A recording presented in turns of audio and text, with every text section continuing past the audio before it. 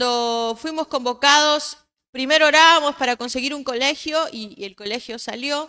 Luego estábamos orando para que haya provisión y el día jueves no había forma. Era realmente una locura pensar que podíamos tener la provisión para poder hacer todo esto para el colegio. Y el día lunes, mientras con los chicos armábamos todos los temas, ellos decían, al final vamos a sortear algo, le decía yo en el programa. Pastor, ¿y qué vamos a sortear? No sé, hay que seguir esperando. Y el lunes, como ya faltaban 2 días, uno de ellos me dice, ¿por qué no sorteamos pelotas, pastora? Yo le digo, sería lindo sortear pelotas. El problema es que no tenemos pelotas, ¿no? Y entonces por allí uno de ellos dijo, ¿por qué no compramos pelotas y nos hacemos cargo cada uno de los maestros? Yo le dije, si los maestros están de acuerdo, está bien. Eso fue más o menos el lunes a la tarde y en la noche, casi a las 6, 7 de la noche, el pastor me dice, Karin, una hermana me ha llamado para decir que vayas a recoger pelotas. Y llegaron pelotas, sin que tengamos que comprarlo, sin que tengamos que asumirlo. El Señor respondió la oración. Amén. Entonces respondió primero la alternativa de la escuela, una escuela cerca, donde no hemos gastado mucho para irnos. Respondió las pelotas, no teníamos panetones, no teníamos caramelos, pero el Señor empezó a proveer. Y el martes en la noche llegaron los panetones, así que el otro día pudimos dar panetones, le pudimos dar los premios a los chicos y pudimos conseguir todo el material. Amén. Porque nosotros conocemos que el Evangelio es una locura. Todos los que creemos en el Señor Jesucristo en algún momento vamos a ser apodados de locos. ¿Cómo puedes creer? ¿Cómo puedes avanzar? ¿Cómo puedes hacer? Pero mira, ¿no te das cuenta? Sí, la Biblia dice que somos locos para Cristo. Y vamos a hablar acerca de ese tema, una locura de evangelio. Pero una locura de evangelio que solamente es entendida por aquellos que somos sabios y que descansamos en el poder de la palabra.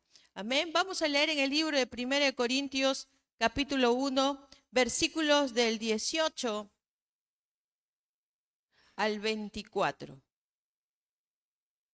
Al 25 lo vamos a leer. 1 Corintios capítulo 1, versículos del 18 al 25. Amén. Tiene allí su Biblia, puede abrir su Biblia, si no ahí lo tiene en la pantalla. La palabra del Señor dice, Cristo, poder y sabiduría de Dios. Porque la palabra de la cruz es locura a los que se pierden, pero a los que se salvan, esto es, a nosotros, es poder de Dios. Pues está escrito, destruiré la sabiduría de los sabios y desecharé el entendimiento de los entendidos. ¿Dónde está el sabio? ¿Dónde está el escriba? ¿Dónde está el disputador de este siglo? ¿No ha enloquecido Dios la sabiduría del mundo? Pues ya que en la sabiduría de Dios el mundo no conoció a Dios mediante la sabiduría, agradó a Dios salvar a los creyentes por la locura de la predicación. Porque los judíos piden señales y los griegos buscan sabiduría. Pero nosotros predicamos a Cristo crucificado, para los judíos ciertamente tropezadero y para los gentiles locura. Mas para los llamados, así judíos como griegos, Cristo poder de Dios y sabiduría de Dios. Porque lo insensato de Dios es más sabio que los hombres y lo débil de Dios es más fuerte que los hombres. Amén. ¿Por qué hablamos de una locura de evangelio? Porque el evangelio se resume en que el Señor Jesús vino, murió de manera voluntaria, fue sepultado y Él resucitó al tercer día. Estuvo 40 días aquí en la tierra, lo vieron más de 500 personas y luego Él subió al cielo y está sentado a la diestra de Dios. ¿Qué está haciendo el Señor Jesucristo? Intercediendo. ¿Por quién? Por ustedes y por mí. Intercediendo porque si pecamos, porque si hacemos las cosas mal, porque si nos desviamos, el Señor Jesús constantemente está intercediendo. ¿Para qué? Para que tú y yo no nos perdamos. Amén. Todos los que estamos aquí somos pecadores. En algún momento estábamos perdidos y extrapiados en nuestros pecados. En algún momento estuvimos enfermos del corazón y Dios nos sanó, nos restauró, nos rescató del hoyo de la desesperación y nos sacó. ¿Para qué? Para poder anunciar la luz admirable del Señor Jesucristo. ¿A qué luz se está refiriendo? A la luz del mundo, a la luz que habita en el corazón de cada uno de nosotros. Esa luz verdadera vino al mundo y el mundo no lo reconoció, sino que lo rechazó. La Biblia dice, a los suyos vino y los suyos no le recibieron. Entonces yo tengo que tener claro algo. Nosotros somos hijos de Dios. Estamos para predicar el evangelio de la cruz. Y en medio de la predicación de la cruz va a haber oposición. ¿Quién se va a oponer? El mundo. Los que están en el mundo, aún nuestra propia familia que viviendo con nosotros no creen en el Señor Jesucristo, no comparten el evangelio, ellos mismos también se pueden oponer. Pero ¿en qué puedo descansar yo?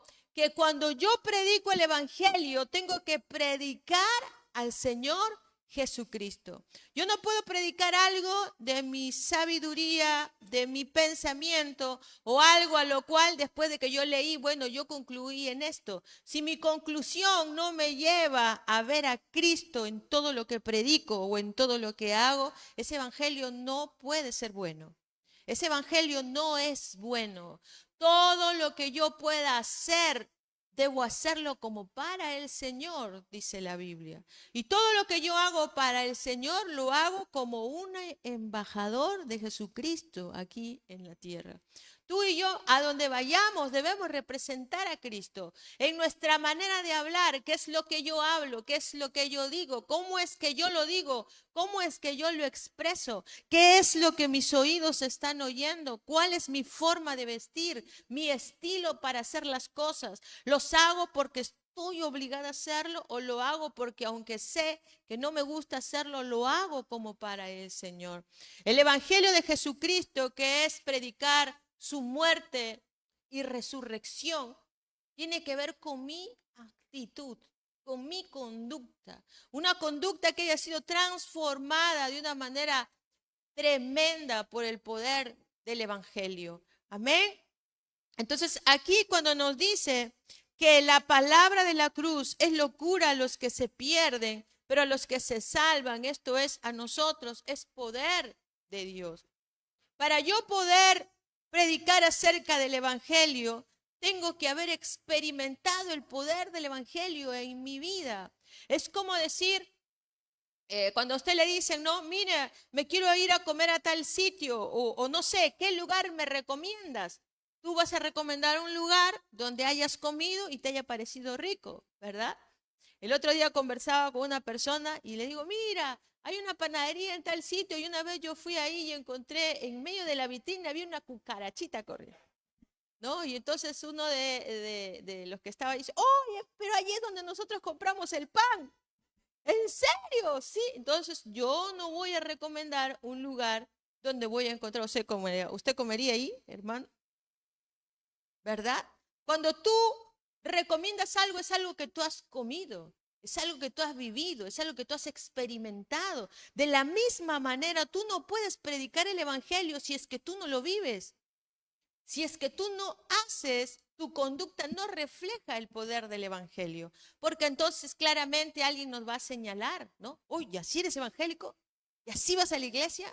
¿Y cómo puedes hacer esto? Mira, ¿por qué? Porque estamos predicando un evangelio que no es real. El evangelio de la cruz, el evangelio de la palabra de la cruz, el evangelio del poder de lo que el Señor Jesucristo hizo en la cruz, tiene que cambiar. Tiene que transformar la vida de la persona de manera completa, íntegra. No es solamente que voy a cambiar en mi manera de pensar, porque mi manera de pensar me va a generar hábitos de conducta en mí. Yo no puedo decir que mis hábitos son buenos cuando mis pensamientos son malos. Yo no puedo decir que mis pensamientos son buenos si mis hábitos de conducta son malos. Amén. ¿Por qué? Porque yo tengo que entender que el evangelio del poder de la cruz, que representa la vida y obra del Señor Jesucristo en la tierra, tiene que ejercer un poder de transformación en cada uno de nosotros. Por eso es que la Biblia dice, aquel que mentía, no mienta más. Aquel que robaba, no robe más. Aquel que antes era seducido y atraído por la concupiscencia que alojaba en su corazón, ahora no puede dejarse seducir. ¿Por qué? Porque conocemos que el pecado daña, porque conocemos que el pecado nos aleja, nos separa de Dios. ¿Cómo sé yo que estoy caminando en la verdad? ¿Cómo sé yo que estoy practicando el evangelio? Porque el evangelio es verdad. Jesucristo es verdad. La Biblia dice que Él es el camino, Él es la verdad Y Él es la vida. Nadie puede ir al Padre si no es por el Señor Jesucristo. Que tiene que ver la verdad conmigo, porque si la verdad vive en mí y anda conmigo, yo voy a practicar la verdad. Yo voy a hablar verdad. Voy a decir aquellas cosas que son parte de la vida continua de vivir con el Señor Jesucristo. Cuando yo entiendo eso, voy a poder soportar las pruebas. Voy a poder padecer las aflicciones, pero no voy a soportar la prueba llorando todo el tiempo. No voy a soportar la prueba, ay no, mira, no voy a la iglesia porque estoy tan triste, estoy tan deprimida, no quiero salir. No, no puedo ir a la iglesia, no me siento bien. No. La Biblia dice que todos en algún momento vamos a ser probados como es probado el oro, ¿verdad? El oro pasa por el fuego. Vamos a ser probados, es necesario. ¿Por qué? Porque la prueba genera madurez en el creyente. La prueba genera paciencia en el creyente. ¿Por qué? Porque el resultado de vuestra paciencia, dice la Biblia, que es vuestra salvación. Entonces es como decir, si alguno quiere enseñarle a manejar carro a alguno de sus hijos, cosa que mi esposo nunca me va a enseñar, uno tiene que estar ahí al lado del joven acompañándolo, ¿no? Manejando el carro. Y hay que tener paciencia, hay que ser constantes, hay que ser tolerantes. ¿Para qué? Para que él aprenda a manejar bien, ¿verdad? Si usted no está ahí acompañándolo de manera constante y él se choca, ¿por qué fue? Porque no hubo una perseverancia.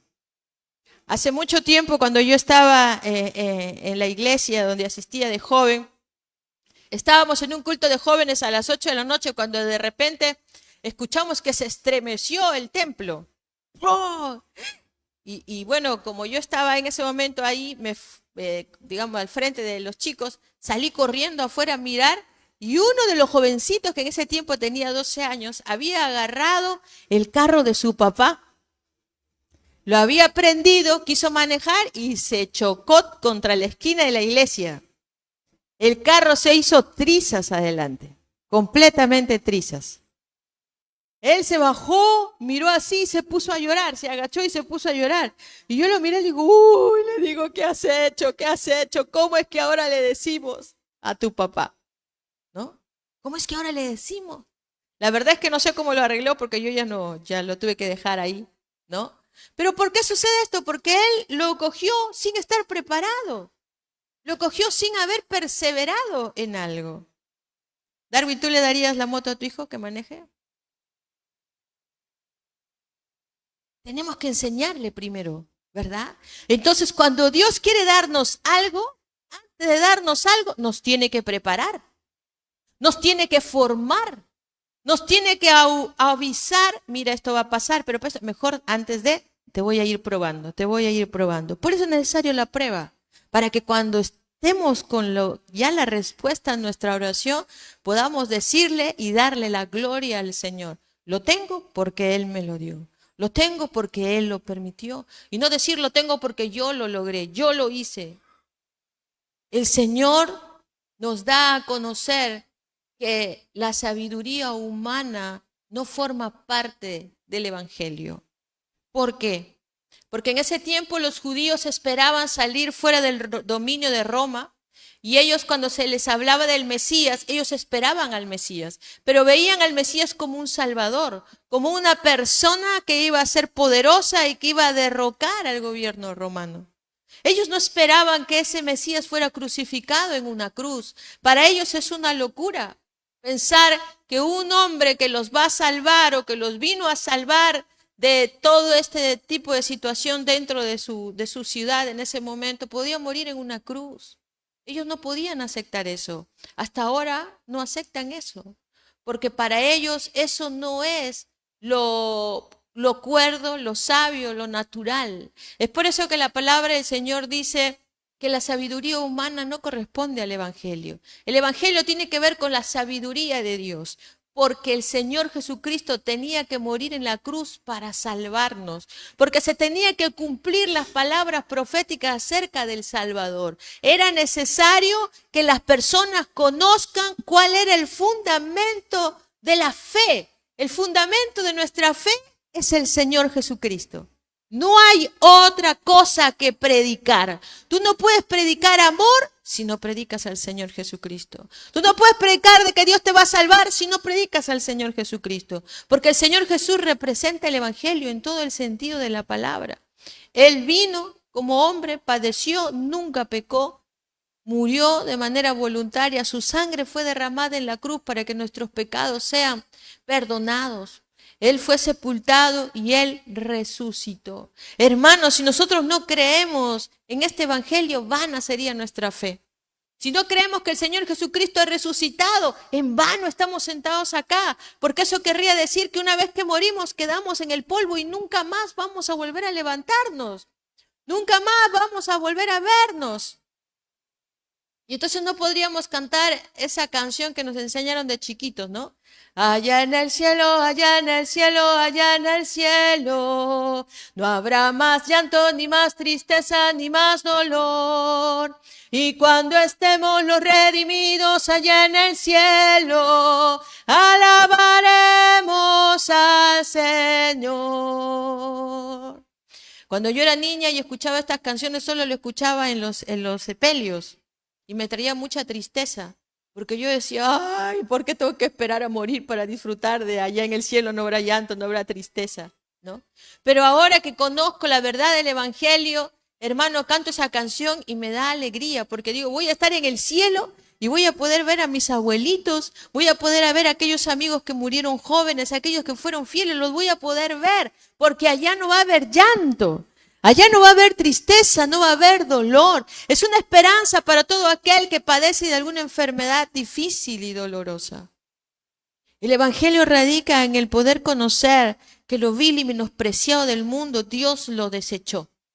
¿Y lo desechó para qué?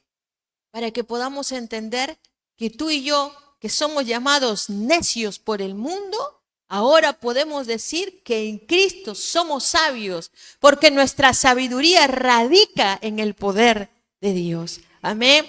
Cuando hay cosas como, por ejemplo, hace 3 semanas, una amiga mía me dijo, Karin, me han hecho un examen en los senos y me han encontrado que tengo unas bolsitas, unos quistes de grasa que aparentemente parecen ser malignos. En la ecografía ha salido eso, aunque no hay microcalcificaciones, pero me van a volver a hacer de aquí en 2 semanas un nuevo examen. Me dijo ella, Karin, ora por mí, por favor. Añádeme a la lista de oración. Me van a hacer una radiografía. Empezamos a orar, yo la puse en la lista y yo le decía, tranquila, vamos a orar, el Señor va a responder. Vamos a esperar al Señor, ¿no?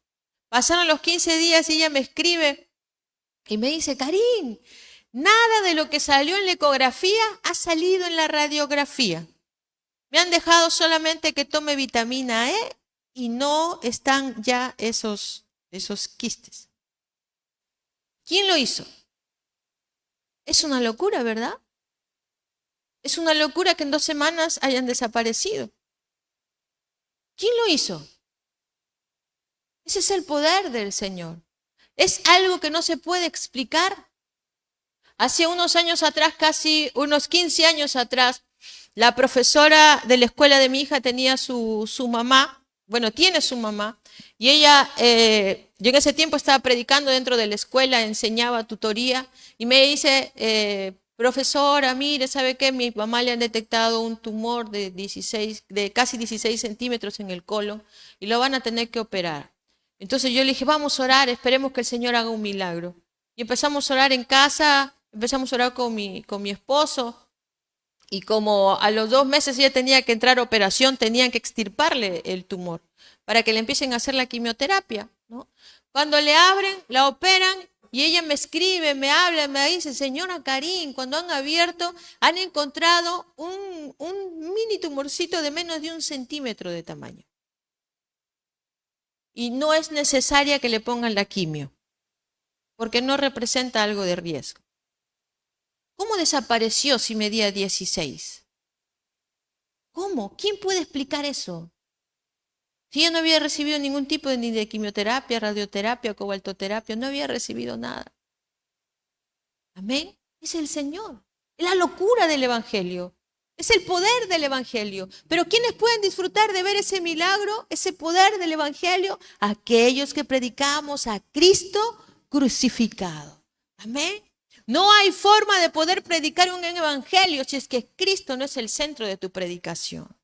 El único que dio su vida para salvarnos tiene que ser el centro de todo lo que tú y yo hacemos, decimos y pensamos. Porque si no es así, de alguna forma el evangelio va a ir muriendo. Y vamos a tener un evangelio que se adapte a este tiempo, a esta sociedad, a este mundo. Y vamos a perder el temor de Dios. Es por esta razón que ahora encontramos tantas iglesias que no predican a Jesús, predican el amor de Dios. ¿Y cómo es que el amor de Dios tiene que adecuarse a nuestra verdad, a nuestros pecados? Cuando el evangelio significa que tenemos que arrepentirnos de nuestros pecados para ser perdonados. Amén. Sigue diciendo la palabra del Señor en el versículo 21 de 1 Corintios capítulo 1. Pues ya que en la sabiduría de Dios el mundo no conoció a Dios mediante la sabiduría, agradó a Dios salvar a los creyentes por la locura de la predicación. Amén. Si la predicación es una locura, ¿quiénes son los que predican el evangelio? ¿Los locos? ¿Te has escuchado alguna vez ese refrán que el amor es una locura que ni el cura lo cura? Y si el cura lo cura, eso es una locura. ¿Lo ha escuchado usted? Amén. El que predica el evangelio en algún momento va a ser llamado un loco. Porque le creemos a un Dios vivo, un Dios que no podemos ver, pero que lo podemos sentir. ¿Lo podemos ver a ese Dios invisible? No lo podemos ver, pero lo podemos escuchar. ¿Cómo lo podemos escuchar? ¿Cómo lo podemos ver? A través de la lectura de la palabra. En medio de nuestras aflicciones, en medio de nuestros conflictos, en medio de nuestras necesidades. El Señor es visto por cada uno de aquellos que podemos vivir en el evangelio de esta locura. La felicidad que puede embargarnos en medio de un mensaje, de aquel mensaje de la cruz, en el que tú te puedes acercar a alguien y decirle, mira, yo no sé si te vas a salvar o yo no sé si te vas a sanar, porque eso depende de ti. Depende de lo que Dios quiera hacer contigo, pero yo te puedo hablar acerca de una verdad. Hay vida después de la muerte. Dile a la persona que está al lado tuyo, hay vida después de la muerte. Dile fuerte para que lo escuche, porque capaz está distraído. Hay vida después de la muerte, hermano. Sí, pastora, yo sé, porque cuando alguien está muriendo se escuchan los pasitos y pasa recogiendo sus pasos. Eso es mentira, hermano. Es el diablo el que te hace creer eso. El muerto, dice la Biblia, una vez que muere se va abajo o se va, a esperar en un lugar de tormento o a esperar en el lugar de descanso. Nadie viene a recoger sus pasos, eso es mentira. Pero después de la muerte hay vida, sí, cuando nos presentemos delante del tribunal de Cristo para aquellos que hemos vivido con fidelidad y seamos recompensados. Y también para aquellos que no aceptaron a Jesucristo y han sido condenados, ellos van a pasar por el gran trono blanco, por el juicio final. Amén. Pero todos nos vamos a volver a ver. Todos nos vamos a volver a ver. Amén. Así que mi querido Darwin, no te vas a escapar de nosotros. Nos vamos a volver a ver en el cielo. ¡Qué felicidad, hermano! ¿No te da felicidad volver a ver a aquella persona que tal vez ya no está con nosotros? ¡Qué felicidad poder ver a aquellos que permanecieron fieles! Porque nos vamos a ver allá en el cielo. Esa es la locura del evangelio. El mensaje de la cruz, que es locura para los que se pierden. Pero es poder de Dios para aquellos que se salvan, para aquellos que vamos a disfrutar de la presencia del Señor. Dice la Biblia en el libro de Gálatas capítulo 2, versículo 20. Mas Cristo vive en mí y lo que ahora vivo en la carne, lo vivo en la fe del Hijo de Dios, el cual me amó y se entregó a sí mismo por mí. ¿Es fácil servir a Dios en este tiempo? No es fácil. Todo el mundo te señala, todo el mundo está esperando que te equivoques o que hagas algo que no es correcto para señalarte con el dedo. Y decirte, mira, ves, y como tú ves. Uno tiene que cuidarse, ¿verdad? Delante, detrás, a los costados. Tiene que cuidarse de qué? De no hacer algo que pueda avergonzar el nombre de Jesús. Por eso es que nosotros tenemos que decir, yo ya no vivo en la carne. ¿Qué es vivir en la carne? Obedecer los deseos de tu carne, hacerle caso y dejar que las obras de la carne se manifieste. Hace poco conversaba con una persona que estamos en un grupo y había una persona en especial que decía, no, pero es esto, y no, pero es esto. Y yo lo leía y decía, ay, qué ganas, Señor, de contestarle a esta persona. Y la persona que estaba siendo atacada me dice, ganas no me faltan de contestarle porque mi carne me dice, pero no le voy a obedecer a mi carne. ¿Amén? Los que sabemos que el evangelio de la cruz es poder de Dios, podemos someter en el nombre de Jesús a nuestra carne para que no responda a los agravios, para que no responda a los insultos, para poder someter mi carne y poder decirle al Señor, ya no vivo yo. Ahora Cristo vive en mí. Y lo que ahora yo vivo en la fe del Hijo de Dios es para poder entender que realmente el Señor hizo algo en mí. Yo quiero preguntarte hoy, ¿ha hecho algo el Señor en tu vida? ¿En qué área de tu vida has cambiado? ¿Qué parte de tu vida puedes decir no va a volver a repetirse? No va a volver a ser.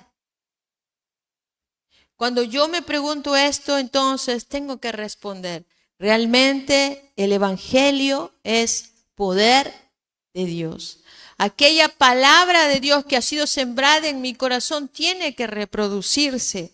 Y esta palabra no es dada para todos. Esta palabra es dada para la multitud y solamente lo reciben aquellos que oyen y entienden la palabra del Señor. Amén. Vamos a irnos al libro de Mateo, capítulo 13. Mateo capítulo 13, versículos del 10 al 13. Mateo capítulo 13, versículos del 10 al 13. La palabra del Señor dice, entonces, acercándose los discípulos le dijeron, ¿por qué les hablas por parábolas?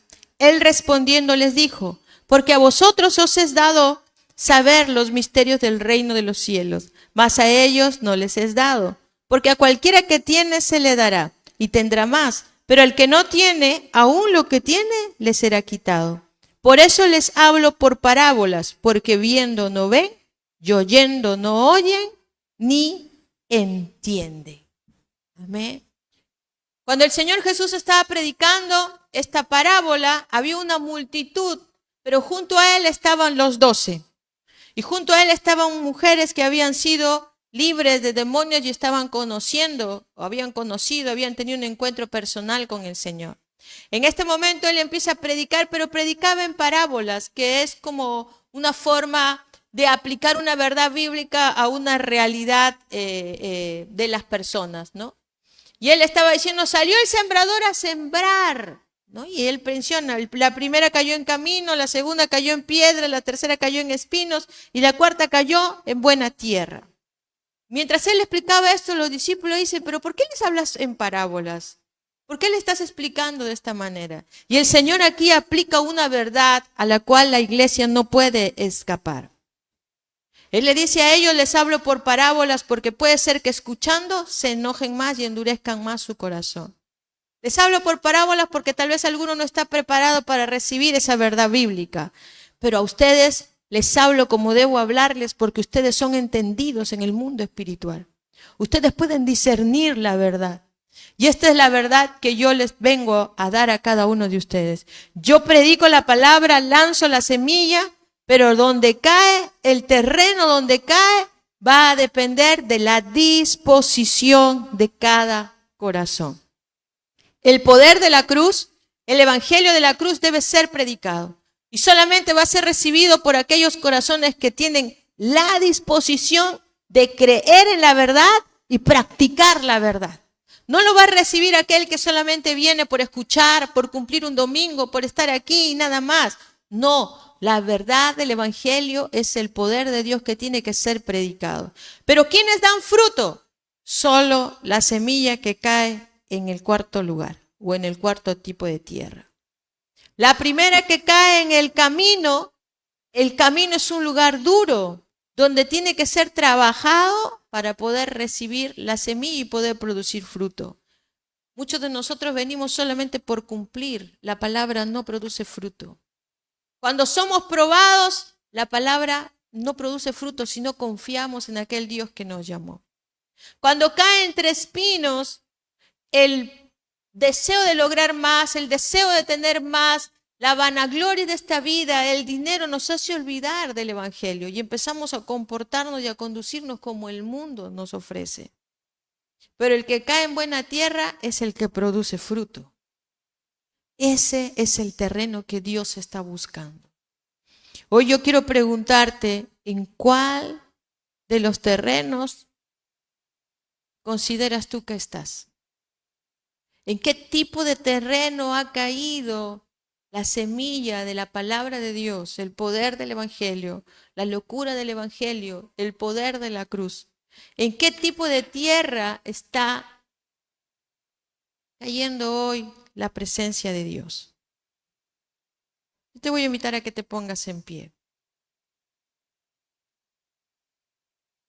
La Biblia dice, de oído oiréis y no entenderéis, y viendo veréis y no percibiréis, porque el corazón de este pueblo se ha engrosado y con los oídos oyen pesadamente, y han cerrado sus ojos, para que no vean con los ojos y oigan con los oídos y con el corazón entiendan y se conviertan y yo los sane. Hay un requerimiento para ser sano. Hay un requerimiento para ser entendido. Tengo que tener disposición para oír. Tengo que prestar atención para entender y para poder practicar lo que yo escucho. Amada Iglesia del Señor, antes de que acabe este año, el Perú va a ser estremecido terriblemente en el área de la política. Y vamos a ser afectados en muchas áreas. Los líderes de las iglesias y los pastores de las iglesias van a ser convocados a juicio de parte del Señor. Y la iglesia no va a escapar de esto, porque la Biblia dice que el juicio empieza por la casa. Amén. Entonces, si tú hoy has podido entender y percibir la palabra del Señor, tenemos que entender que el Evangelio de la cruz tiene que producir un cambio. Tiene que haber transformación en mi manera de pensar, de hablar, de decir, de hacer las cosas. Si es que no hay un cambio, no estás viviendo el poder del Evangelio. En todo caso, no vas a poder disfrutar del poder de Dios ni de su favor. Hoy yo te invito a que puedas tener un encuentro personal con el Señor y pedirle a Él que nos ayude a vivir como a Él le agrada. Señor, hoy te damos gracias, Padre, por tu presencia. Te damos gracias, Señor, porque en medio de toda nuestra aflicción y de nuestro conflicto, tu palabra sigue hablándonos, Señor. Tu palabra sigue confrontando el corazón nuestro. Tu palabra dice, Señor, que tus pensamientos no son nuestros pensamientos, que están tan lejos del cielo como lo está de la tierra, Señor.